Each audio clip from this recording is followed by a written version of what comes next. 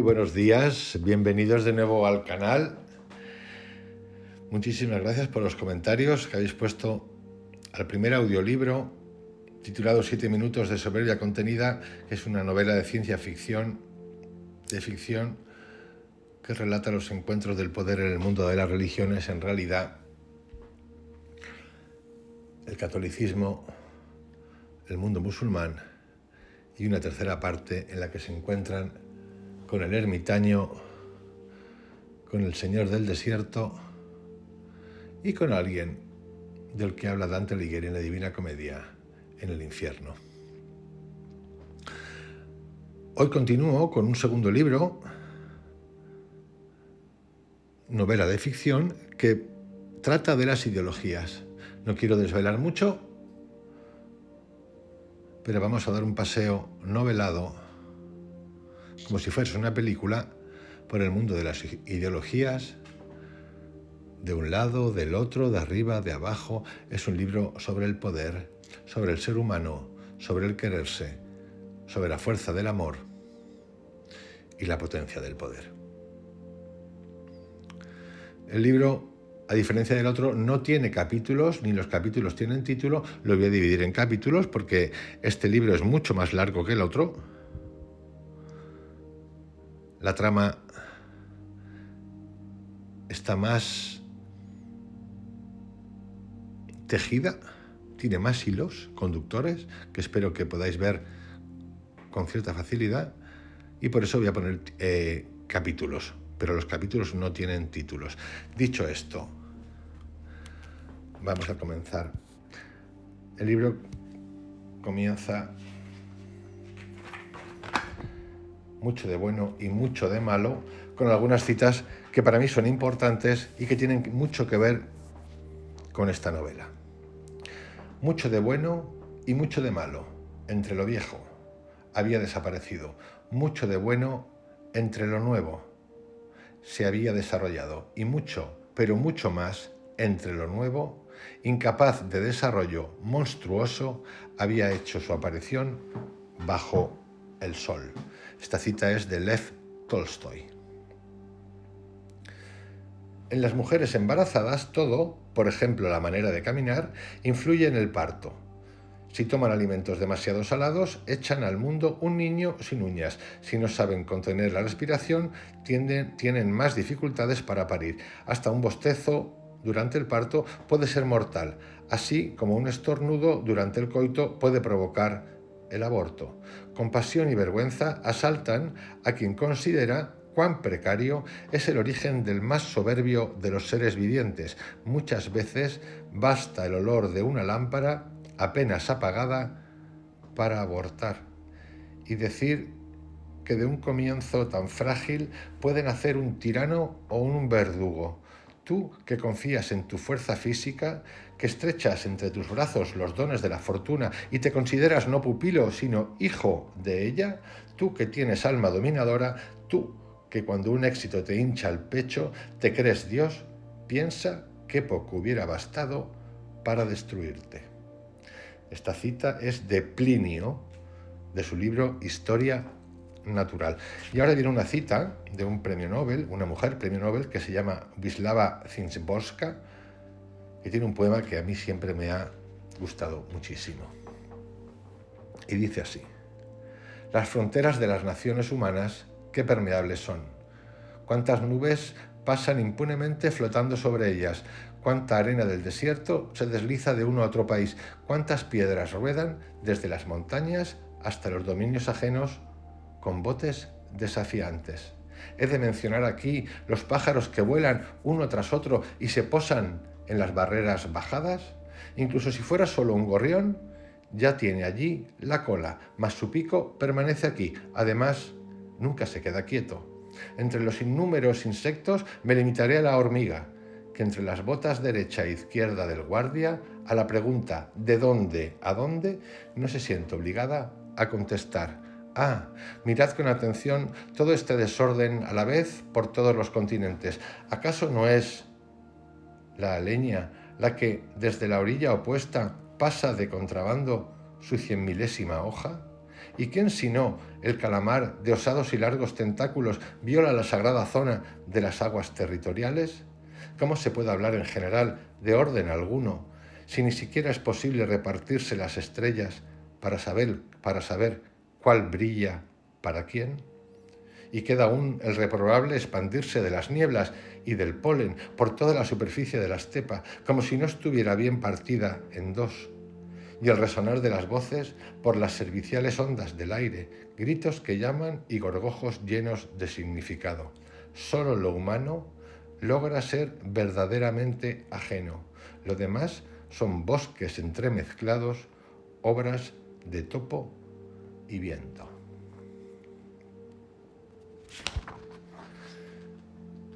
Y con esto comenzamos.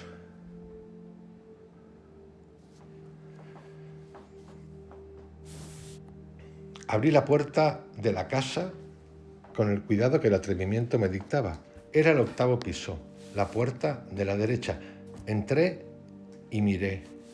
Todo estaba revuelto. La luz del sol rompía la ventana de la cocina, que fue lo primero que encontré al levantar la cabeza. Ruido no se oía, tan solo un silencio que rebotaba de pared en pared, de muro en muro, sin respetar muebles o cuadros, olores o intrusos como yo. Las paredes de mis oídos recibían el mensaje que el aire apretado de la casa lanzaba sin parar. Cadáver, cadáver, cadáver. No veía nada, solo olía a catre viejo, a muerta, sí, olía a mujer muerta. Los hombres huelen peor, sus intestinos dan cobijo a más mierda. No en un sentido ficticio, sino en un sentido literal, real, es decir, excrementos. A más excrementos, peor olor. A más mierda, más fetidez. Los hombres definitivamente huelen peor cuando mueren. Y si no, hagan la prueba. Pongan al aire libre, ya sea en un campo, en un desierto, en la cima de una montaña, pongan, digo, 2 cuerpos, uno masculino, el otro femenino, y observen las moscas verdes, las más incisivas y altaneras, las que nos asustan más que las simples moscas marrones, esas, las verdes, son las primeras en acudir al cuerpo másquilo. Se posan en los ojos, los muerden y beben sus lágrimas. Cuando uno observa con ojos atentos, claro es, tiene la impresión que esas moscas verdes están defecando en la pupila del hombre. Y uno se resigna ante tal espectáculo. Pues ¿qué se puede hacer si el pobre hombre está muerto? Seguramente ustedes se asustarán, por lo menos los más proclives a la náusea, pero yo, en el fondo, encuentro placer en la observación, encuentro deleite en la pasiva observación. Creo que a esta actitud tan mía podría llamarla caritativa, pues en ningún momento perturbo la paz del muerto. Pero a lo que íbamos. Las moscas gordas y verdes han elegido el cadáver del hombre antes que el de la mujer. Cuando uno se gira sobre sus propios pies, mirando el suelo, la tierra rugosa, y mira a la mujer y la ve sonrosadita, y mira las moscas que comen de su boca y ve el color y el tamaño de las mismas, llega a la conclusión que definitivamente el género femenino es dulce, le huele menos el aliento para entendernos.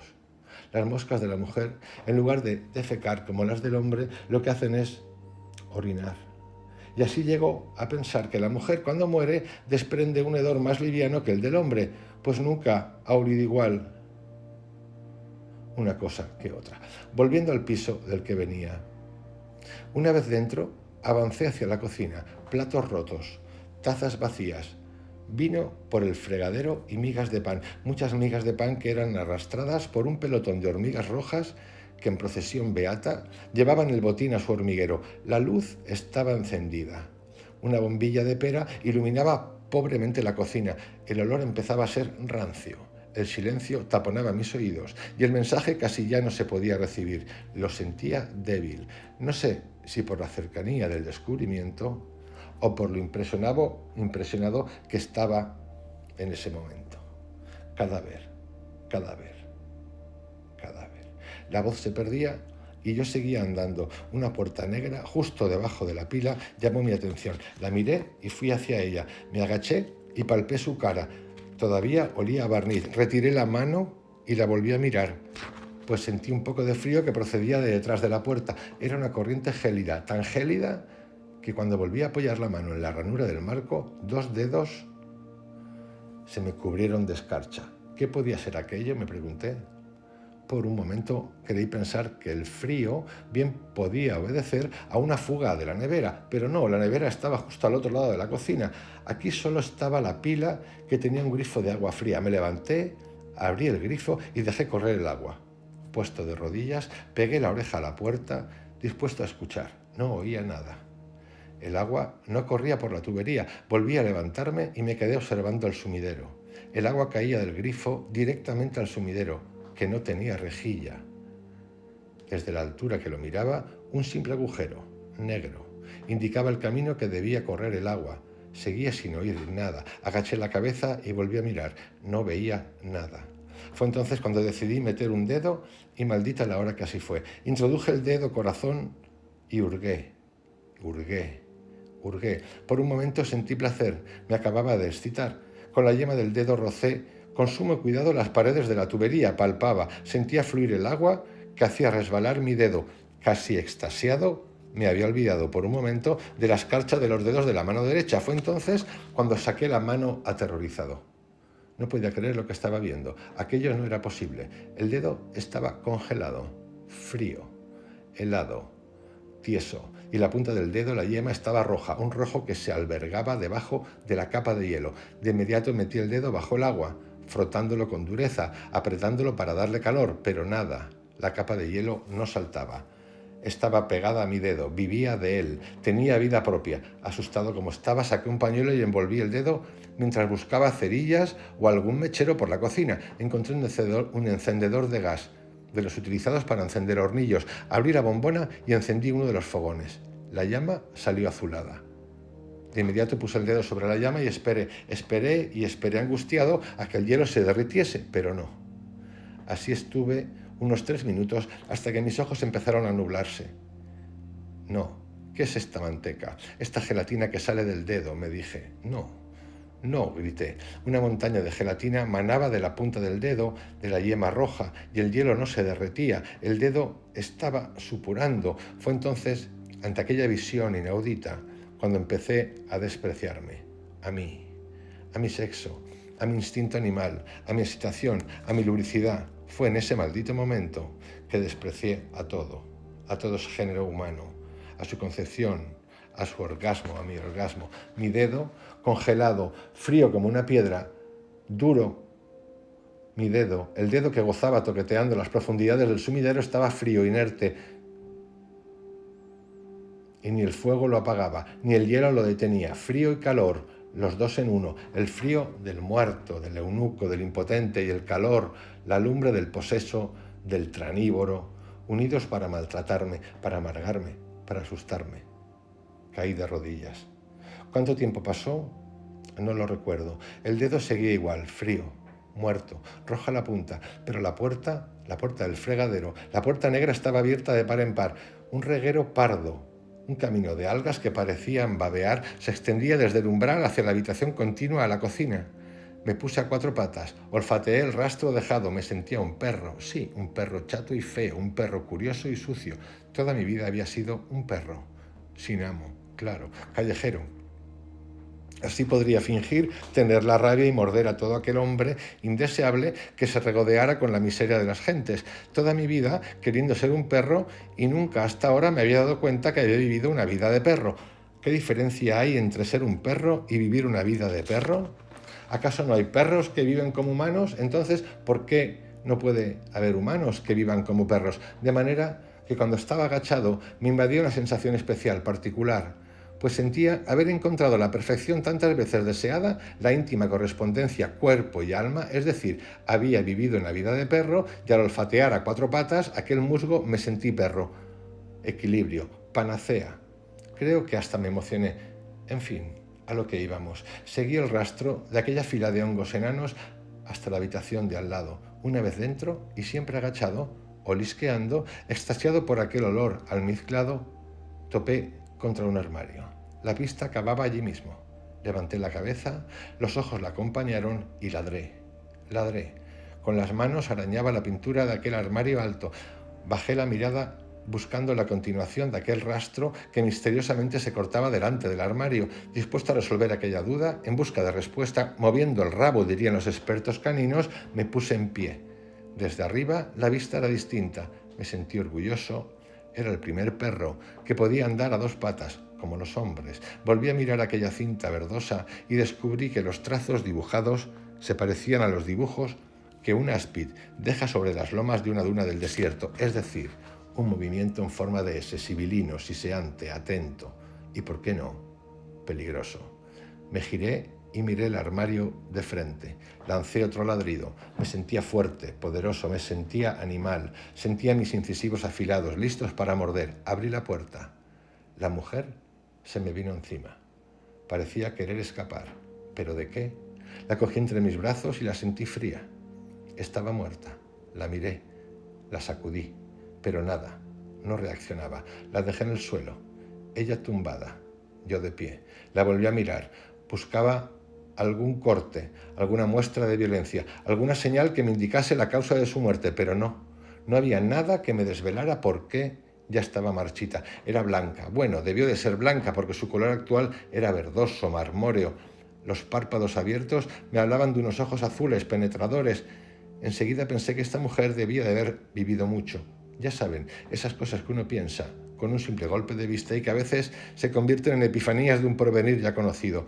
Continuó. Su cabello era un manojo de brea, su cuello largo, como el de un cisne. Me invitaba a pensar que aquella había sido una mujer esbelta, ilustre, arrogante. Por un momento me la imaginé corriendo por un bosque en invierno, perseguida por cientos de sátiros desnudos que querían sorber su acerada belleza, pero ella, como a caballo de la vida, los iba deshaciendo con la mirada, los derretía, los convertía en óxido. Su mirada más que nada oxidaba. Y mirándola así, me di cuenta que estaba delante de la muerte, que la miraba desde arriba. Claro, porque cuando uno está vivo siempre ve la muerte tumbada. Es un arriba y un abajo, el cielo y el infierno, uno arriba, el otro abajo, el bien arriba, el mal abajo. Así que como el hombre siempre ha tenido o temido a la muerte, decidió un día tumbarla, enterrarla, y como ser vivo que es, ya que es la vida a lo que más se aferra, más que cualquier bien material, consiguió dignificar esta última, adorarla, ensalzarla, divinizarla, en una palabra. Y fue entonces cuando la colocó arriba. Y si no, pregúntenle a los muertos. Bueno, eso no se puede hacer. En esas estaba, enamorado de aquella mujer, cuando algo se movió dentro de su vientre. Me eché para atrás y asustado presencié algo insólito. Las piernas de aquel cuerpo sin flor se estaban doblando y abriendo a la vez. ¿Qué era aquello? Parecía estar dando a luz. Un líquido espeso, verde pardo, como la estela que acababa de seguir, empezó a manar de su vagina. Ella, la muerta, con la cabeza hacia un lado, asistía impasible a aquel nacimiento repentino. No sufría nada. Era un parto sin dolor. El parto deseado por todas las mujeres. No gemía, no soplaba como los búfalos, no lloraba, ni siquiera miraba. Aquello sí que era tener valor y resistencia. La cadera de la moribunda empezó a golpear el suelo, la pelvis parecía salirse de sí misma, y justo en el preciso instante en que aquel ser asomaba por el conducto uterino, ella giró la cabeza. Os dejo aquí con el corte del primer capítulo para continuar mañana. Os envío un abrazo, que tengáis un excelente día. Hasta mañana.